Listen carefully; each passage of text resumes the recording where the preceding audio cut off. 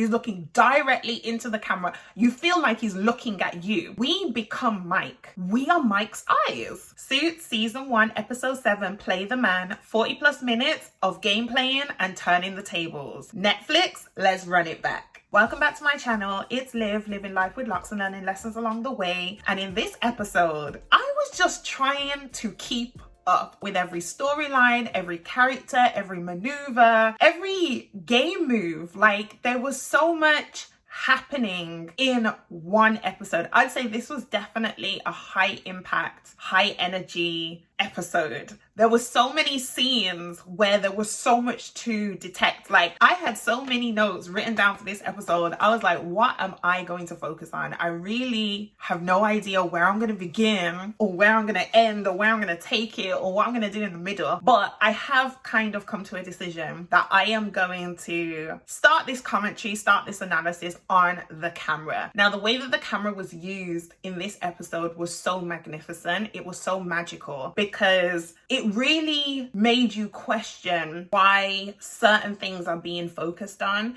Let's start off with how it opened. Mike is on his bike again, and what you kind of feel, the sensation that you get, is the fast-paced nature of New York City. So Mike is on his bike, heading to work. He's on some sort of race with himself to work, and the camera is moving at his speed. You almost get like a first-person experience through the camera work, through Mike's character, because the camera zooms in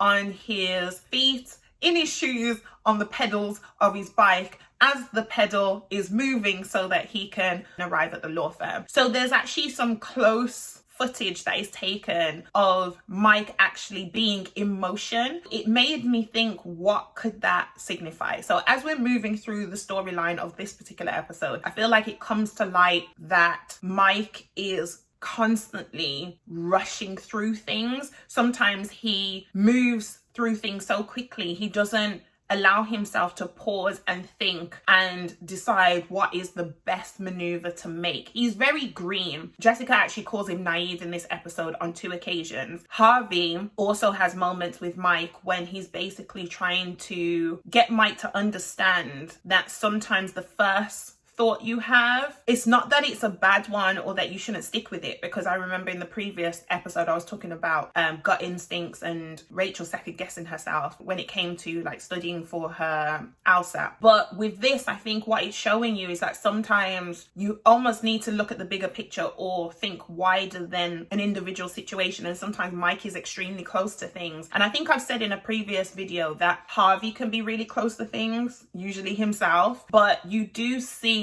Harvey, he takes on a more solid position in his mentorship of Mike. I feel like as Harvey's teaching Mike to not slow down, but become more strategic, you see that Harvey's also making his own adjustments, maybe subconsciously, or more like an overflow of what he's trying to teach Mike. He's not just teaching him through words, he's teaching him through showing him. And I think that's what great leaders do. I definitely believe great leaders show you how to be a great leader. They don't just talk about being a great leader, which I believe is what Lewis kind of does. Lewis likes to talk a big game, but I feel like Harvey almost walks the walk. Whether he recognizes or not, but me as a viewer, I recognize this in Harvey's character. He is having to maneuver differently now that he's got someone watching him. Now he's got someone studying him. Now he's got someone to lead. So because Harvey now has the responsibility of Mike, he now needs to look at the way in which he maneuvers, the way he makes his moves, the way he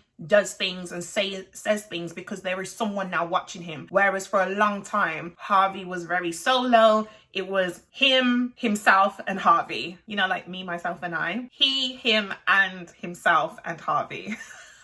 I don't know how to say that in third person, but that is basically what I believe is happening. The more Mike needs to learn about law and practice, and the more he practices law, is the more Harvey works on himself so that Mike can learn from Harvey's actions and not just his words. Because Harvey doesn't want a complete duplicate of his past self, he wants a duplicate of his best self. Ooh, that's juicy, that's juicy. So the camera is following Mike on his bike ride to work. There's a moment when he basically interrupts Rachel's arrival at work, and there's some kind of hiccup about him spilling her coffee and then him offering to get her one, and she's all tense and holding a grudge about what she just learned in the previous episode about Mike taking the LSATs for people, and how she didn't really go through with it, and so therefore she's not guilty of the same crime and everything like that. I feel like sometimes Rachel comes across as if she can do no wrong. Sometimes she can be a bit of a hypocrite or a bit judgmental. Probably not, hypocrite's probably not the right word, but she can be a bit judgmental. Rachel likes to be a goody two shoes at times. She really does like to be a goody two shoes, and so sometimes that can be a bit annoying. But in the main, I do like Rachel's character. I do like the role that she plays, but when she's trying to be a teacher's pet, or when she's trying to act like she is the saint, which Mike actually does bring that to the forefront in this episode. I think he actually uses that word, or he actually makes that argument that Rachel tries to come across like she's the saint, but she has her maneuvers at times too, which are not always above board or not always on the right side of ethical conduct or moral compass. That is something to keep an eye on, how Rachel's character develops. So they arrive at the office, these two in particular, Rachel Zane and Mike Ross, and then it is revealed that we have the mock trial. Now, I love this episode. I remember this episode in terms of like what it signifies, and it made a lasting impression on me, but I didn't know at what point it happens, and I'm so glad it happened in this episode because I was buzzing whilst I was watching this episode, and I made a lot of scribblings throughout this episode because there was just so much to pull apart. With the mock trial, basically it's something that is done at regular intervals, and it's almost like something that people look forward to. Associates look forward to it, partners more so partners of the firm look forward to it more than ever, because more than anyone else, because it allows them to see how associates or different associates handle pressure, which Jessica mentioned. So you don't hear it that clearly, because at the time that Jessica communicates or conveys the purpose of this particular mock trial, or the purpose of any mock trial, Rachel is actually speaking to Mike. So you have to separate the audio mentally. It's mad. I actually rewound this section about 3 or 4 times in watching this video to analyze it and then comment on it. I was like, why am I struggling to hear what Jessica's saying, but I can hear what Jessica's saying? And it's because the audio is layered on top of each other. So you're made to focus on the interaction between Rachel Zane and Mike at that point, but you also need to hear what Jessica's saying in the background, and it doesn't necessarily come up in the subtitles because the focus is on the primary audio or the primary dialogue or exchange, but you do still hear Jessica in the background, which I think is really smart in terms of production, because I'd say it makes the episode and certain scenes, well, all of the scenes really, but very specific scenes really do come to life, because it's like, even when you are not on screen, the script writing is still important to put all the pieces together. Basically, Jessica is still Jessica in the background, even though you do not see her. It really makes you feel like you're a part of a real life experience. So even though it's a fictional series, what this episode does, and it does it in several ways. So the way I've just mentioned, where you almost have to listen to what's going on in your environment and be very observant and attuned to all of the different interactions that are happening in order to be as well informed as possible, so that you know what role you play in that space and how to navigate the different directions you could take in that space. And that space is not a fixed space, it's who you're surrounded by, who that space is made up of. So it's not necessarily the room you're in, because as a mock trial, it's emulating being in a courtroom or actually having a real case. So it doesn't matter what room it actually happens in. So when I say space, I'm not solely talking about physical space, I'm talking about the space that is cultivated, that is created from the people within that space. Because you could be in the same room, but with 2 different groups of people, and those 2 different groups of people can change the way that space feels. So that that is another lesson that I've definitely picked up from this series. It made me think of things like that. When you enter a room, it's not talking about the actual room you're in, but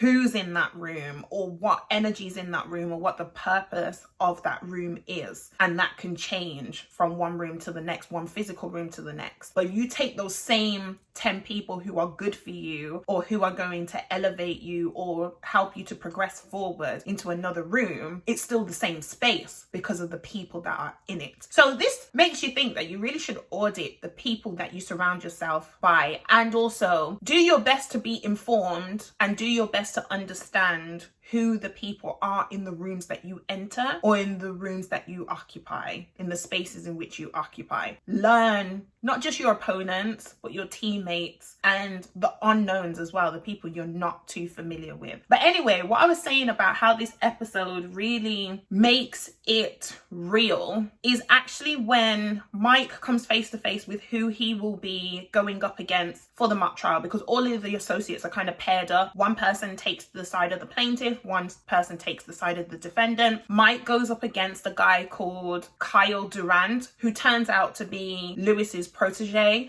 Now, again, this is the first time Kyle has come up in the series in these first 7 episodes. Previously, we've had Seth, and we've had an Aaron mentioned, and we've had a Gregory, and now we've got Kyle. So I feel like with the associates, I feel like they keep changing. So the associate keeps changing, who is kind of made out to be Mike's arch nemesis or his rival in the office, in the bullpen, amongst the associates. Because Kyle don't last either. So Kyle is in a few episodes. I don't think he goes beyond season 1, but we'll see as we go along, because as I said, I'm watching more episodes. And if you want to follow the characters, or the main characters, or the secondary character storylines, then watch my previous videos and then come back to this one. Even watch the episode, watch Suits. If you've watched Suits before, watch Suits again and then come back here and let's unpick it together in the comments. If you haven't watched Suits, then definitely go watch the episode and then come back here, and then we can talk about what you picked up from the episode. In this mock trial, what I found interesting with the camera again is that there's a point when we become Mike's eyes, and it's so neat how it's done. You don't spot it unless you spot it. Now, this is why I say, because I'm watching these episodes more intentionally now. So before, I was watching them more for just entertainment, because I was either watching them for the first time, so everything was happening new for me and I was learning the storylines, and then I would rewatch it again just for fun, just as part of, like, you know, if I'm going to sleep and I want to put something on that I don't feel like I'm going to miss something because I've already seen it, like putting on a film. But at the same time, I want something that actually interests me, because I cannot watch something that doesn't interest me. I struggle to do that. If something doesn't capture my attention within the first 10 minutes, that's films or the first episode of the first season of any series, then I'm switching it off. I am cutthroat like that when it comes to series. So if I've watched something and rewatched something, that means it has hooked me. It has got value in it for me that I can add that to my life in the present, or it's going to serve me moving forward. It has to do one of the two. You either have to feed me in that present moment, or you feed a long-term purpose, goal, or visualization or whatever. And I'd say with Suits, it's feeding me. Like, that's why I'm able to do all this commentary. And so when I watched it this time, there's a part when Mike makes eye contact with Gregory and Gregory looks directly at Mike. If you were to pause it when Gregory supposedly is looking at Mike, you'll see that Gregory is actually looking directly into the camera. He's looking directly into the camera. You feel like he's looking at you. So that's why I say we become Mike. You feel like he's looking at you. So we become Mike. I actually scribbled down, because, you know, I gotta take my notes, and I was like, we are Mike's eyes. So it personalizes the episode to Mike's character. Now, we know that the series is about Mike. A large extent, it's about Mike and Harvey. But in this episode, you're in Mike's shoes. Oh, that's probably why the camera was so fixated on Mike's feet and his shoes on the pedals on the bike. Remember what I just said? I would say you, the viewer, the watcher, us, we are very intelligently put in the shoes of Mike. You feel like Gregory's going up, not Gregory, Egon. You feel like Kyle is going up against you. We are Mike. In that particular scene, because it does change. You don't necessarily see it happen, that camera trick happen with anyone else in this episode, but that is definitely something I wanted to pick up on and bring to you. So let me know if you spot it. Please watch this episode. Please watch season 1 episode 7 of Suits, which is titled Play the Man, and I'm gonna get onto this title in a bit, but please watch it and let me know if you see it. Like, if you see when we become Mike, or Mike's eyes in particular, because Kyle felt like he was looking into my soul. Like, it was like, and I was like, ooh, chills. Okay. So anyway, this mock trial's happening. Jessica's playing the judge. Lewis Litt is kind of leading, because remember, he manages the associates. So this whole mock trial, he's piloted it. He's the pilot for it. So that's why he puts the associates together. And Harvey actually thinks that Lewis rigged the selection system to make sure that his protege went up against Harvey's protege. So you do have a bit of Harvey versus Lewis in this episode as well, where they place a bet on each of their respective associates to see who's going to come out on top. So that is happening. That is one of the key things that's happening. Now let's get onto the title of this episode, which was so smart, because it's called Play the Man, because it's a part of Harvey teaching Mike that good lawyers focus on facts, but great lawyers focus on their opponents. I would say it's actually teaching Mike what I've discussed about previous episodes in terms of lawyers going up against the opposing lawyer. It's not always about, or it's not necessarily about the client or the case. It's about being able to know the lawyer that you are going up against, who you are going head to head against. Because in knowing the lawyer of your opponent, or knowing your opponent, so basically you represent, as a lawyer, you represent one client, and usually the opposing counsel represents an opposing corporation or individual, or someone who threatens, could potentially threaten, or is basically on the other side of the table to your client. So what Harvey is kind of teaching Mike throughout this episode, this is why you've got to strip out the personal, and this is why you've got to use the facts and what you know about the lawyer that you are going head to head with. Because if you know the lawyer well enough, you can, and this is where chess comes in a little bit, I believe, you can actually figure out what moves you need to make based on what moves you know or strongly believe the opposing counsel is going to make in terms of their moves on a case. And so if you know that, you can think about what would the opposing counsel advise their client to do or help them to do. And so therefore, what can I do to ensure that I either outmaneuver or I am several steps ahead of any moves that the opposing lawyer makes? So that's why I think that was a very smart teaching. And so getting onto the title of Playing the Man. All throughout this episode, you got the man playing the woman playing the man, because enter Scotty. Scotty, I love Scotty. I have a love-hate relationship with Scotty. Hate is a really strong word, and I don't hate a lot of things, so I don't hate Scotty, but everyone knows that terminology in terms of like that phrase, love-hate relationship. Now with Scotty, I like how she pops in. I do love that about her, and you learn so much more about Harvey. She softens Harvey immediately. Like you can see that Harvey has some really strong feelings for Scotty. Scotty brings to light the personal relationship side of Harvey, and that's what I like about her, because it introduces the man behind the suit when it comes to Harvey through Scotty. But she can be very manipulative, and she's not as hard as she thinks she is, and she's very different to Jessica. So whereas Jessica, I feel like, commands a level of respect in her offices and in her cases, I don't always agree with what Jessica does or what she says, but there's this air about her, and I believe that Donna has that similar presence whereby she's earned her respect, whereas I feel like Dana Scott cheats her respect. She demands it but doesn't earn it. This is why I struggle with her character. This is why I don't know how I feel about her on one side or the other. It's definitely split. It depends on the scene she's in. It depends on the role that she's playing. It depends on how I look at her. If I look at Scotty, and I say Scotty because Scotty's character is Harvey's love interest, because that's his nickname for her. That's what he calls her. I don't know if many other people call her that. I know Donna's referred to her as that because that's what Harvey calls her. Sometimes Donna and Harvey are almost like one person. They're just like the two halves of the same person, really, because they work so closely together. It is Dana Scott, but Scotty and Dana Scott, I think, are two slightly different people. I think it's Scotty that I like. Dana Scott is where I struggle with. It's like Dana Scott and Jessica Pearson. Those are the two women that I was comparing. Jessica Pearson commands her respect. Dana Scott cheats her respect. She was a very interesting introduction to the series via this episode, because the episode is called Play the Man. And when Harvey is meeting up with his client, because the case that Harvey's working on in this episode is around hotels. It's two leaders of their own organizations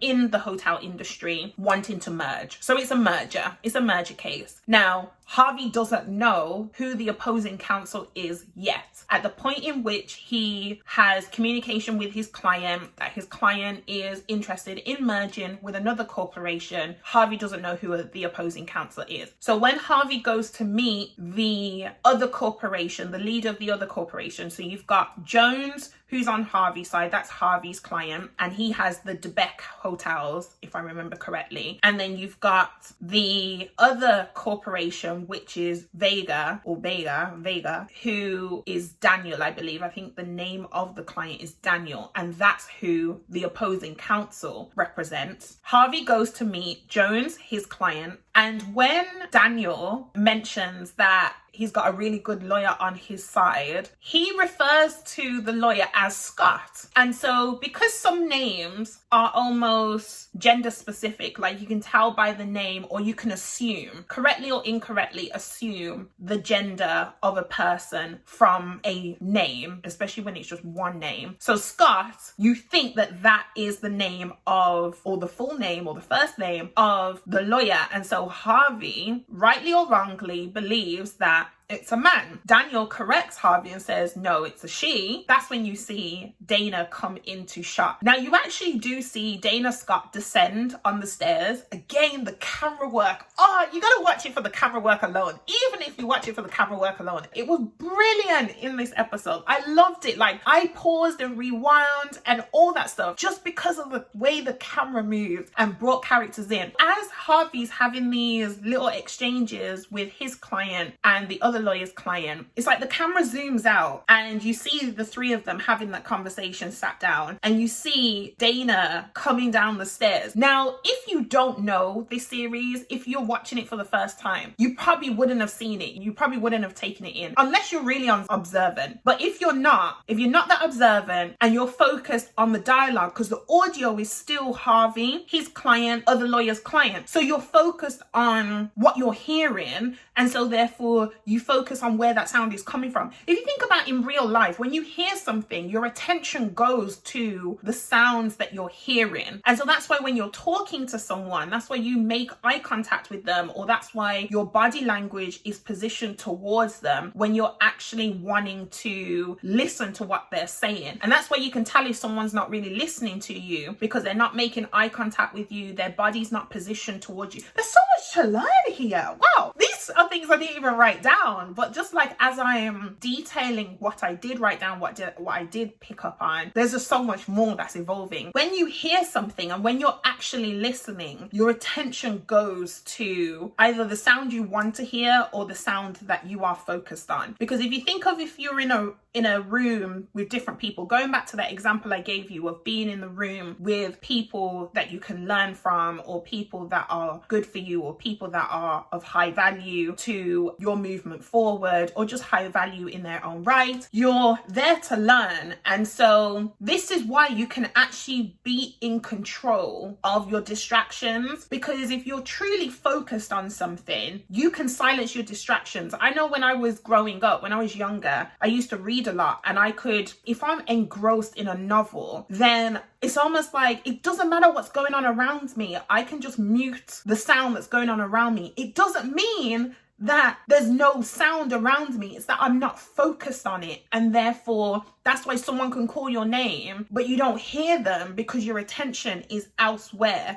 And it's almost like as I'm reading novels, I'm imagining the world that I'm reading about, which is creating its own internal sound that no one outside can hear, but I can, and that's why my attention is there. I would say in this episode, it zooms out, but because the dialogue is still rolling between Harvey and Jones and Daniel, you may not see Dana come down the stairs in the background. So you do see her with her sunglasses on, and like she's got like a jacket over her shoulders. So she's disguised slightly. She's made to blur in the background. But if you are looking for her, or if you're aware of her presence, you see her. It's almost like a way of self-manipulating your mind to focus on different things, which can happen. So therefore, if you didn't see her descend, you would think that the first time that she appears is when she comes up behind Harvey, and Harvey's like,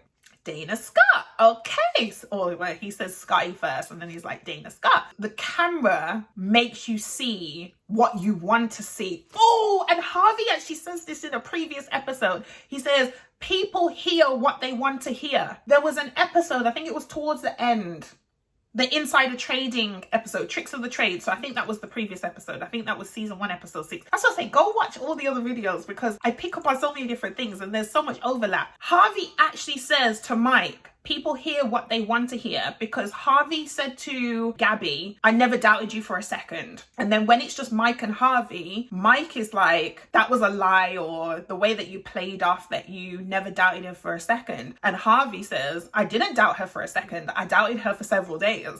And I'm like, rah! It's all about the words you use, the power in the tongue. So technically, Harvey didn't lie. He didn't doubt her for a second. But it's the specificity. I don't even think that's a word. It's the specific words that he used. Therefore, it was quite an ambiguous statement that he made, because Gabby, the woman in the previous episode, walked away thinking, okay, Harvey didn't doubt me. And Harvey's like, I did doubt you, just not for the time frame that you think or that I've told you. It was actually for much longer. Anyway, Dana rocks up and you see that her and Harvey have this flirtatious competition going on. So it's actually Harvey versus Dana. So now that you know who the lawyer is, now that you know who the opposing counsel is, it's now no longer about the clients, the hotel CEOs, Jones and Daniel, Vega and Dubeck. It's about Harvey Specter and Dana Scott. And it's no longer playing the man, it's playing the woman, because Harvey's thinking, okay, now I know who the lawyer is, thinking about my tactics and the way in which I maneuver and the way in which I act as a lawyer, and I say play the man. He's now playing the woman, because Dana Scott is very much a woman. What you do see is the camera showing the differences between men and women in this very corporate world by the way in which the camera maneuvers. Honestly, I feel like this episode is going to be predominantly, or this video about this episode is predominantly about the way the camera moves. When Dana enters, when she actually appears, so when everyone knows that she's arrived, the camera starts on her shoes and her legs, and she's clearly wearing a dress or a skirt. I believe it's a dress. The camera films her from that point upwards, and it made me think, as a woman, you know, why is there so much focus on women in heels and having their legs out on show and stuff? But it's showing the feminine side of her. She is still a very powerful feminine woman who can activate her masculinity when she needs to, especially when she is underestimated. Because I would say, unless you knew the history between Harvey and Dana, you could think that Harvey's thinking, oh, this will be easy. It's not even a man you've got, it's a woman you've got. So he does underestimate her. But then you learn that them two have a history. They went to Harvard Law School together. They've clearly been involved with each other on a personal level, because they get to business very quickly. And when I say get to business, I'm not talking about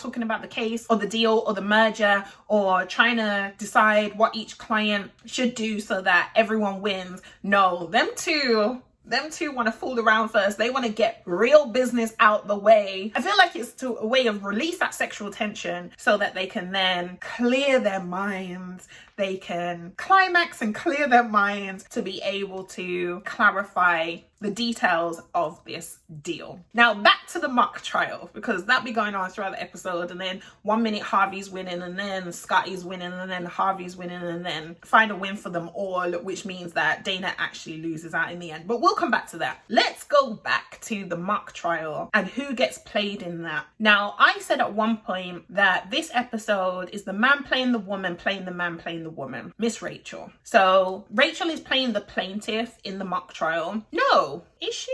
Yes. Well, it kind of swings some roundabouts. It goes back and forth. So Rachel is playing a part in the mock trial. Let's say that. Donna is also playing a part in the mock trial. And then Jenny comes back in this episode. It's almost like a ping pong between her and Trevor, because Jenny wasn't in the last episode, but Trevor was. And in this episode, Trevor's not in it, but Jenny is. It's almost like the two cannot both be in the same episode at the same time to honor their breakup, let's say. But Jenny's back in the episode, and this is the episode where I actually like Jenny, because I like how she helps Mike. Because remember, we're in the viewpoint of Mike, we're in Mike's shoes. You want the lead character to win, unless they're a villain. With Jenny, she comes back in and she plays an outside source as one of the roles in this mock trial. Jenny's positioning in this episode is to show, or to reveal, or to exacerbate, or to magnify the true feelings that Rachel is developing for Mike. So in this mock trial, it reaches a very emotive point where Mike has to cross, and crossing in law, now I don't come from a legal background, but what I've picked up as an outsider, as a third party, as someone who's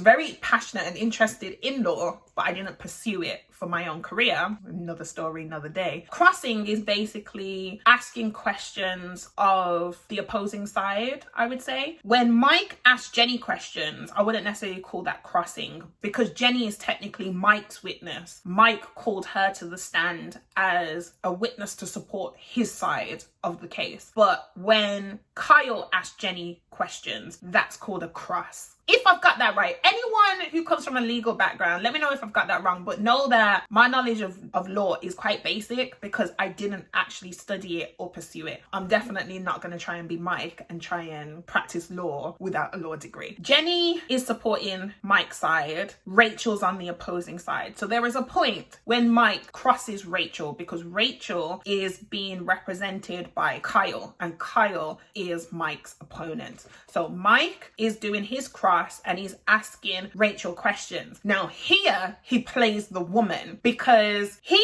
actually uses information he knows about Rachel to cross her for the character that she's playing in this mock trial. So what came to a head with me as a viewer, because I was getting hyper, I was like, oh, not here, not this, Mike, no you're not, oh no you're not, this is not good, all of this stuff. I was having a lot of reactions as a viewer to this bit, because what's basically happening is, so this video segment, Must Watch Gotta Learn, is all about watching fictional TV series and taking real life lessons from them. What happens in this episode, and the reason why I say this episode really made all of the characters and the storylines come to life, because the mock trial is a fake case. It's not something that the lawyers are actually actively working on to build up those billable hours or whatever. However, they are fictional characters, because Mike Ross, Rachel Zane, they are fictional characters in the TV series Suits who are coming to life for me so much that Mike uses information he knows about the real Rachel Zane against the fake Sydney, which is the name of the part that she's playing in the mock trial. And so that's why I say I got hyped, because I was thinking, Mike, how dare you? Like, I feel like I was talking to a friend or someone that I knew. It's like, how dare you use that information in a fake situation? Mike knows that Rachel has been a paralegal at Pearson Hardman, which is what it's called right now because we know that the name changes, for 5 years. And she hasn't been able to become a full-titled lawyer because of her struggles with tests and exams, etc. Not going to law school yet because she hasn't been able to get into one in order to then practice law as a lawyer, which is her dream. Sydney, the role that she's playing in the mock trial, is someone who was passed over for promotion for about 5 years. Mike presses the role of Sydney with the information of Rachel when he's crossing in the mock trial. And that is a line where he goes too far over it. Too far over it. But whilst in that moment you feel like Mike has gone too far, what I feel happens is towards the end you see Mike and Rachel in a bar, and I think it's all the associates are like celebrating the mock trials over and everything like that, and you actually see Rachel thank Mike for not pressing any further, because at some point the tension builds so much that Mike actually pulls back and he doesn't go any further. Rachel thanks Mike for showing compassion to her and realizing that he had gone really far, that it was becoming very real. The mock trial was becoming very real for the fictional Rachel, and he pulls back. But then she's a bit more flirtatious with him. Remember, she told him she don't want to be with anyone at the office for whatever reason that I know, but we'll find out when we get to it. I'm trying not to over spoil your experience of Suits, right? So we're just pacing this, right? Rachel's flirting with Mike, and so I would say it was the man playing the woman. So Mike played Rachel by using the information about Rachel against her role in the mock trial. But then when you think about it, Rachel's playing Mike. She's been playing Mike not just in this mock trial, but one minute she don't like him and then she likes him, because when they first meet she's like, don't hit on me. Yeah, you hit on me, but I'm not interested. Da, da, da, da, da. You can't use me for my services just because you're new here and you're associate and I'm a paralegal. Da, da, da, da. Then she flirts with him, helping him out with the rookie dinner and the cuisine teaching and this, that and the other. Then she pushes him away and says, I can't date anyone at the office. And now she's flirting with him again. So she's doing a lot of this back and forth, and it's because of Jenny. So because Jenny's on the scene and her and Mike had a little thing, so they crossed some lines, because remember, Trevor and Jenny no longer together anymore. So this is why I say I'm okay with Jenny in this episode, because she's not with Trevor anymore. So if her and Mike want to sleep together, bet, go ahead. It is what it is. I don't agree with the fact that Mike is still Trevor's best friend, former best friend or whatever. Like, I just feel like once you've been with someone, all of the people in their social circle, like particularly their friends or brothers or whatever, you should not cross. So I do not agree with Jenny making that move. I do not agree with Mike making that move. But in this episode, Trevor and Jenny are no longer together. So go ahead, go on. There's that. So because of Jenny having a connection with Mike, Rachel's like,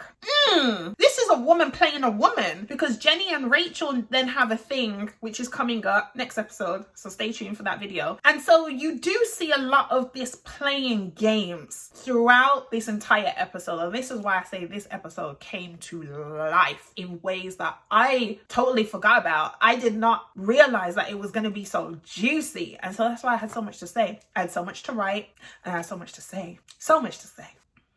What I would finish on is a couple of smaller details, but things that definitely added more texture to this episode. So the first thing, or the first of two things I want to finish on, is that Donna being able to cry on cue is mad. I think I mentioned this in a previous episode because she mentioned it in a previous episode. Oh, when she was fake crying in front of Lewis. And so she actually does it in this episode. So I think I mentioned in a previous video that it's coming up when she actually does cry on cue when she's playing a role in mock trials. So Donna seems to like acting, and that comes out more throughout the series, that Donna is interested in acting. She's good at acting, or she can act because she was once pursuing it. So you see a bit more of Donna's character. So at the moment, Donna's kind of in the episodes, but not like a bold presence in the episodes. But you need to keep an eye on her her. So at the moment, she's not at the forefront, but she is still a primary character. So you do need to watch Donna when you watch these episodes. So don't assume that because she's Harvey's PA, or because she hasn't had a lot of screen time, a lot of camera time, or a major part in a scene or in a whole episode, do not think that Donna is not a primary character. She really is. So keep an eye on her, because she is actually a part of the character development of the main lawyers in the firm, such as Harvey, Lewis, and even Jessica at times. And she's there as part of Mike's growth and development as well. And she's friends with Rachel, or her and Rachel's friendship kind of blooms and blossoms as well throughout the series. So that is one thing I want to mention. The thing I want to finish on is almost like the reverse of Scotty. So when Scotty came into, I'm going to refer to her as Scotty or Dana, Scott or Dana. Like, I'm going to shuffle between those because Harvey calls her Scotty. I remember sometimes the episodes are through the lens of Harvey. So we experience Dana Scott through the lens of Harvey in this episode. So we call her Scotty. When she first came into the series, she was descending on the stairs. Remember, I talked quite a bit about descending on the stairs. In her last scene of the episode, when she's leaving, so her and Harvey have a bit of a exchange in a bar, because obviously she lost out on the deal as the lawyer. Her client still got what he wanted, but because Dana didn't get what she wanted, I think she got fired from being